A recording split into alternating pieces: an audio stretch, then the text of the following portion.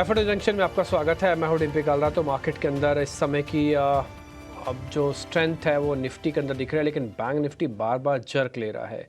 230 point की बढ़त के साथ हम 24,200 के ऊपर तो हैं, लेकिन 200 के ऊपर क्लोजिंग भी चाहिए तो ही कंफर्मेशन आएगा। नहीं तो 2 दिन के गैप को भी मार्केट इस्तेमाल नहीं कर पा रहा है तेज़ी के अंदर, तो ये डाउट क्रिएट करेगा। एक और चीज़, इंडिया विक्स ज़्यादा टूट नहीं रहा।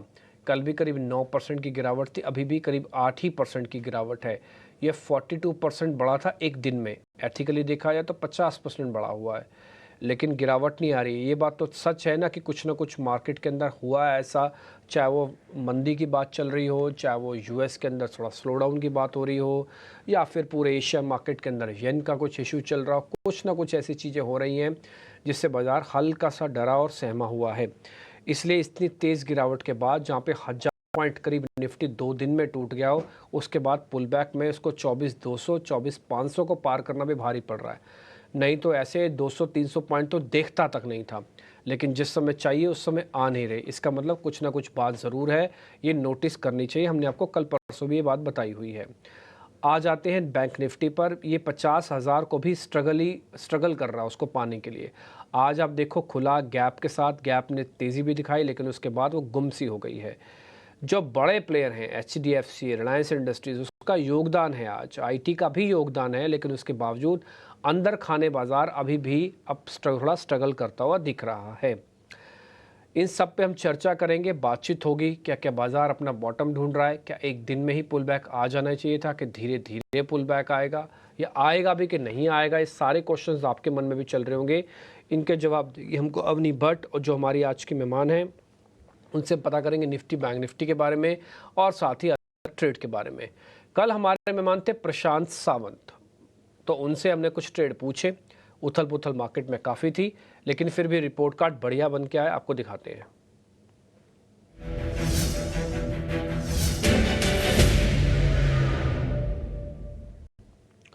कल एलआईसी हाउसिंग बेचने की बात हुई थी, करीब 3% का गेन वहाँ से आया होगा। आपको ध्यान है, एलआईसी हाउसिंग बहुत बुरी तरीके से टूटा हुआ शेयर था। दूसरा था, मैरी को बेचने की रिकमेंडेशन थी। कल आपको पता है कुछ बांग्लादेश वाला फैक्टर था, और कुछ कल वैसे भी गैप डाउन भी हो गया था, उसके बाद दिन भर में रिकवर भी नहीं कर पाया। 2.5% वहाँ से आपको आया होगा। डीएलएफ बाय करने की रिकमेंडेशन थी, तो 2% वहाँ से आया। 3 और 2 5 और 2 7.5% का गेन आपके पास है।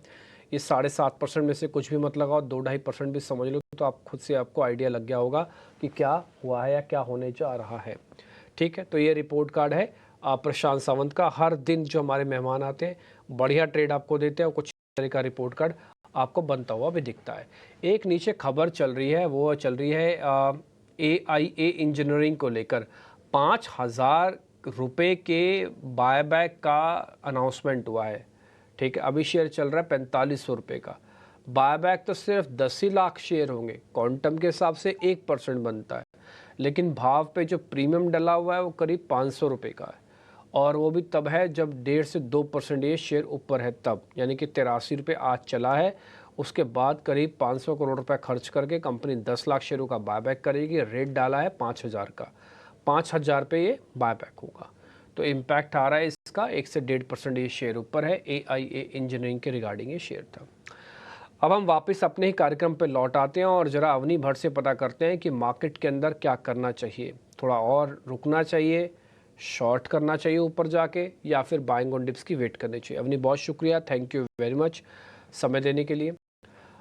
टाइम टू टाइम आपने भी नोटिस कराया कि थोड़ा इंडाइसिस में देख के ट्रेड करें, ज़्यादा वॉल्यूम लेना, और वही हुआ है। जिन्होंने के पास ज़्यादा वॉल्यूम था वो थोड़े मुश्किल में है, और जिन्होंने टाइमली प्रॉफिट बुक भी किया है वो थोड़ा फ़ायदे में भी है। अब इनके पास एक ऑप्शन है, एक तरीका है, वो चाहें तो वापस प्लस करके अपने प्रॉफिट्स को और भी बढ़ा सकते हैं।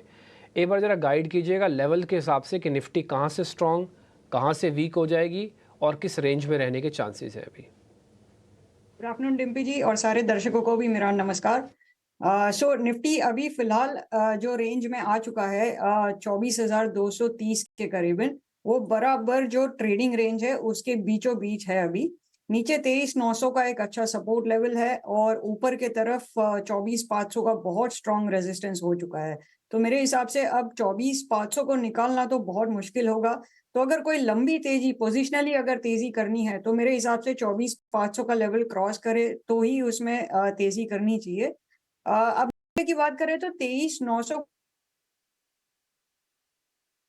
का एक सपोर्ट बना हुआ है, फिर हम 23,630 तक चलेंगे, जो कि इसका 38.2% रिट्रेसमेंट लेवल है, जो हमने पूरी गिरावट जो हुई थी इलेक्शन रिजल्ट के दिन से और वहां से लेकर के अभी तक का जो रीसेंट हाई है 25,000 के ऊपर, उस पूरे मूव का जो 38.2% रिट्रेसमेंट लेवल है वो है 23,630। तो जब तक ये 24,500 का लेवल क्रॉस नहीं कर पाती है निफ्टी, तब तक नीचे ये संभावना खुली रहेगी कि नीचे शायद ये 23,630 तक चली जाए, बट सब्जेक्ट टू कंडीशन कि वो 23,900 का लेवल अगर तोड़ता है तो।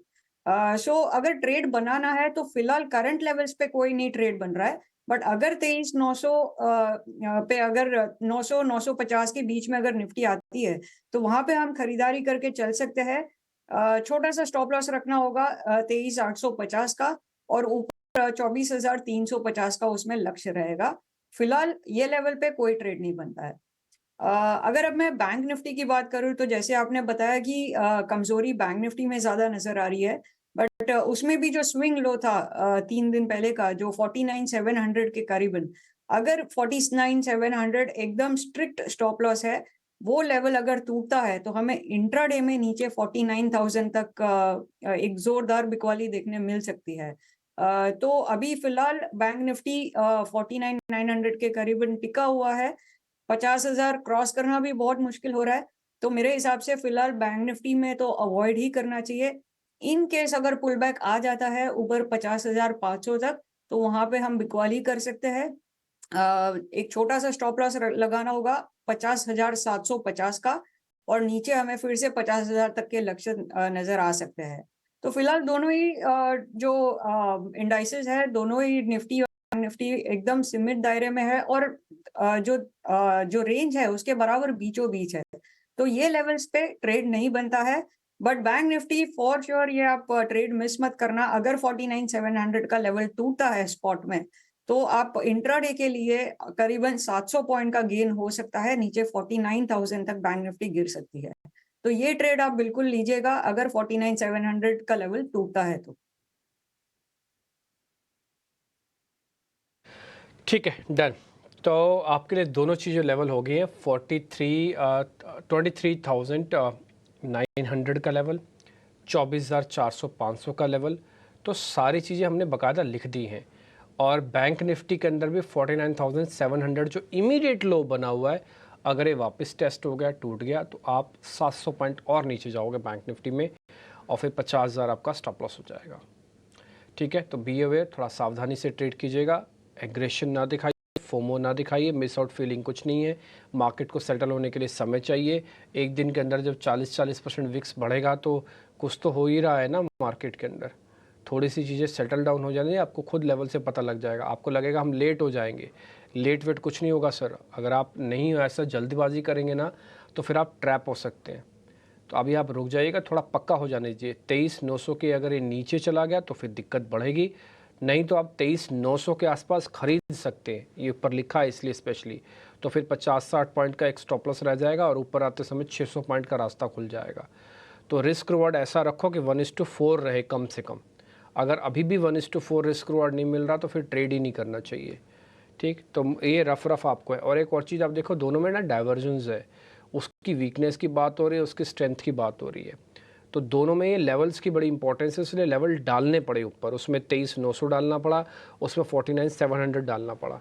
नहीं टूटेंगे तो फिर सौदे बनेंगे।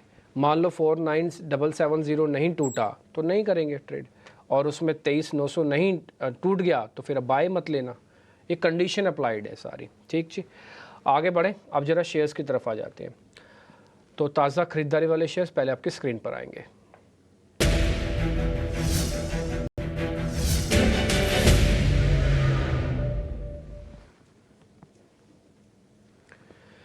आपने हमने 2 शेयर निकाले, एक तो हमने आरती इंडस्ट्रीज़, कल भी हम इसको चेक कर रहे थे, कल भी बहुत बढ़िया बंद हुआ, आज भी बहुत अच्छा चल रहा है, 3% ऊपर है। दूसरा आईओसी, कल हमने क्लोजिंग वाले शो में भी इसको डिस्कस किया था, हमने पूछा भी था कि फाइनेंशियल एनालिस्ट से, वो कह रहे हैं कि आप आईओसी को ज़रूर होल्ड करके रखो, भले कम क्वांटिटी को होल्ड करो बट होल्ड करके रखो। एक बार आपकी रिकमेंडेशन आरती इंडस्ट्रीज़ और आईओसी। तो डिम्पी जी, आरती इंडस्ट्रीज हमारे टेक्निकल डेस्क कल बाय कॉल इनिशिएट किया था और इसका टारगेट है ऊपर की तरफ 770 का। नाउ आज अब स्टॉक ऑलरेडी चल चुका है, 740 का लेवल के करीबन ट्रेड कर रहा है, तो इसका जो स्टॉप लॉस है वो 710 का है। तो मेरे हिसाब से यहाँ से रिस्क रिवॉर्ड 1:1 है, लेकिन कन्विक्शन हाई है, तो आप ये लेवल पे खरीदारी बिल्कुल कर सकते हैं, लेकिन 1:1 रेशियो है रिस्क रिवॉर्ड का, इसलिए आप क्वांटिटी उसी हिसाब से थोड़ी कम क्वांटिटी में ट्रेड करेगा, बट इसमें लॉन्ग ट्रेड बना के रखिएगा, ऊपर 770 का टारगेट रहेगा। और दूसरा आईओसी स्टॉक पोजिशनली बहुत ही अच्छा है, इसमें मेरे हिसाब से ऊपर 185 से 190 तक के स्तर हमें नजर आ सकते हैं। फिलहाल थोड़ी कमजोरी नजर आ रही है और ऊपर चल नहीं पा रहा है, तो अगर एक शॉर्ट टर्म ट्रेडिंग पर्सपेक्टिव के हिसाब से देखें तो मेरे हिसाब से 174 का लेवल अगर क्रॉस होता है तो ही इसमें खरीदारी करनी चाहिए, या नीचे की तरफ अगर 165 तक अगर डिप आ जाता है, जो कि हमें कल भी देखने मिला था, तो वहां बिल्कुल खरीदारी कर सकते हैं 162 के स्टॉप लॉस के साथ। ठीक है, दोनों शेयर आपने हमको बता दिए। एक तो आरती इंडस्ट्रीज़, आईओसी पे आपका कन्विक्शन थोड़ा ज़्यादा लग रहा है मेरे को, और मेरे को लग रहा है कि ये आपके लिए काफ़ी इंपॉर्टेंट एक ये स्टॉक हो जाएगा। तो आईओसी के भी लेवल्स आपकी स्क्रीन पर आ जाएंगे। इस बीच नीचे एक खबर भी आप देख पा रहे हैं, ओवरवेट की वजह से एक जगह पर विनेश फोगाट डिसक्वालीफाई हुई है वेट के पॉइंट ऑफ व्यू से, तो ये भी एक बार आपको वापस इन्फॉर्मेशन आ जाएगी।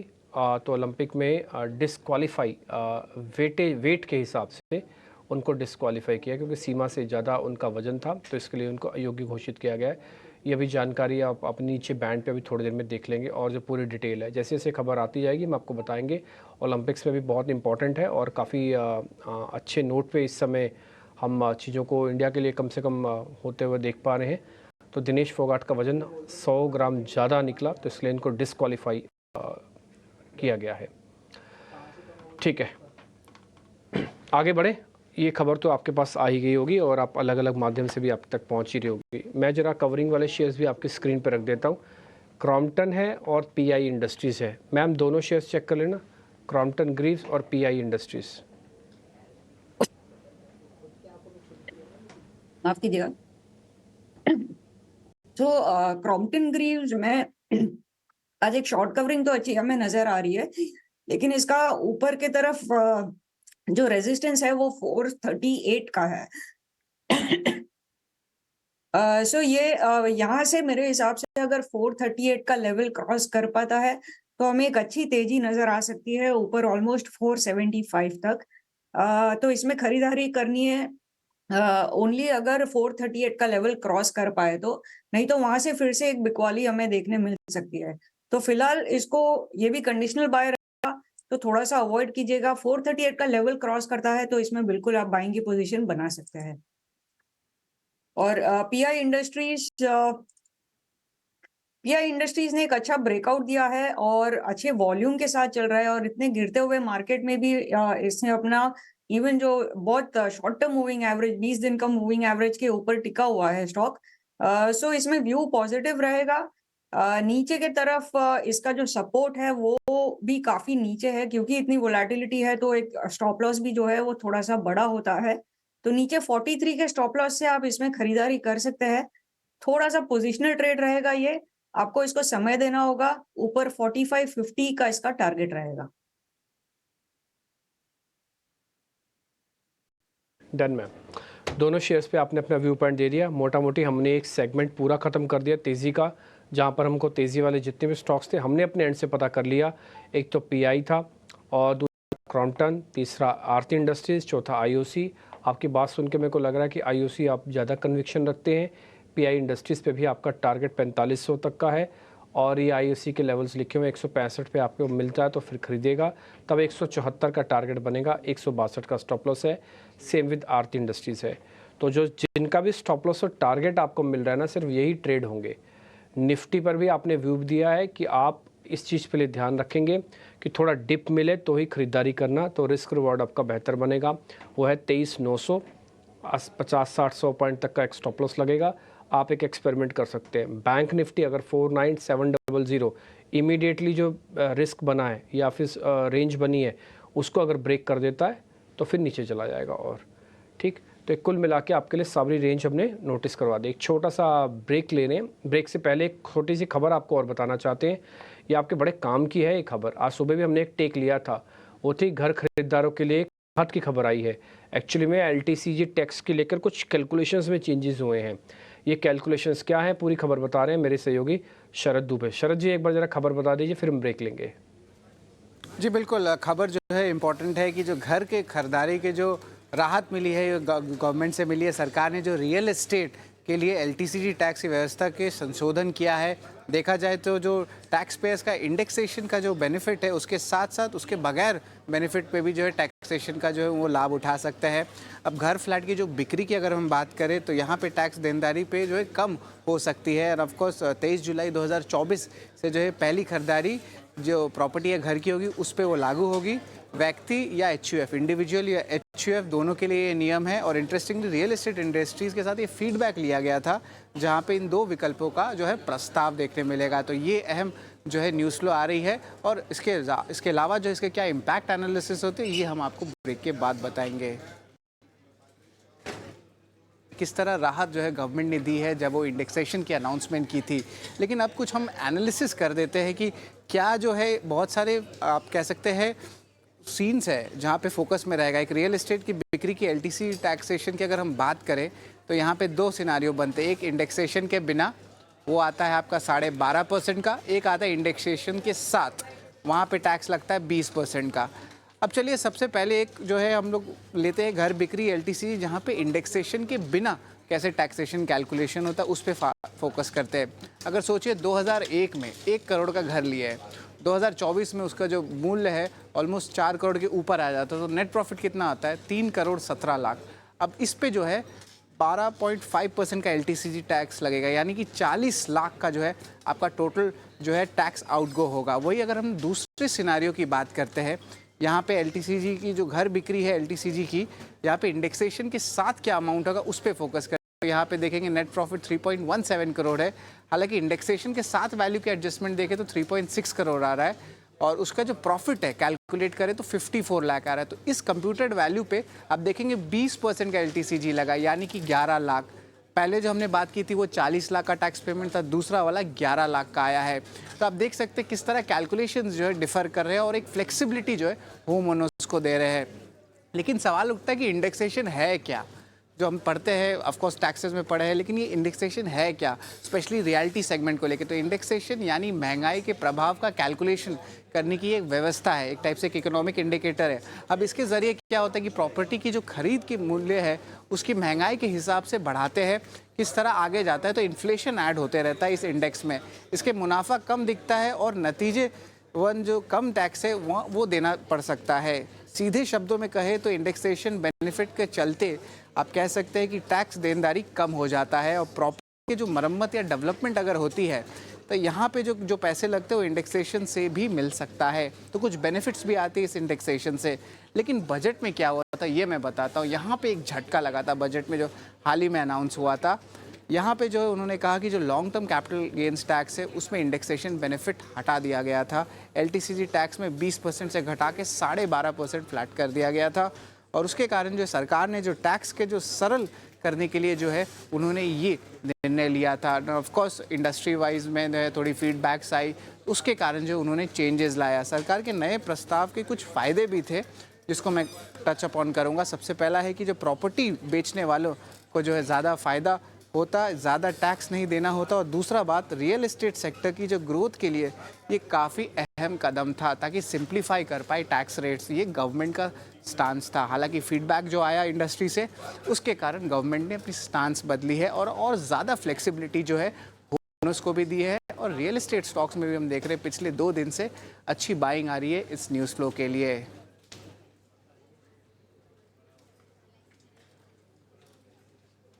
ठीक है, बहुत शुक्रिया शरद, ये पूरी की पूरी कैलकुलेशंस बताने के लिए। एक्चुअली कैसे इंडेक्सेशन और बगैर इंडेक्सेशन के ऊपर आपकी कैसे टैक्स कैलकुलेशंस हो रही हैं, ये मोटा मोटी आपको हम स्क्रीन पर रख रहे थे। आगे बढ़ें, अवनी भट्ट से एक काम करते हैं, उनके ट्रेडिंग कॉल्स ले लेते हैं, फिर समय बचेगा तो कुछ मंदी वाले शेयर्स भी चेक करवाएंगे। अवनी, आपके ट्रेडिंग कॉल्स।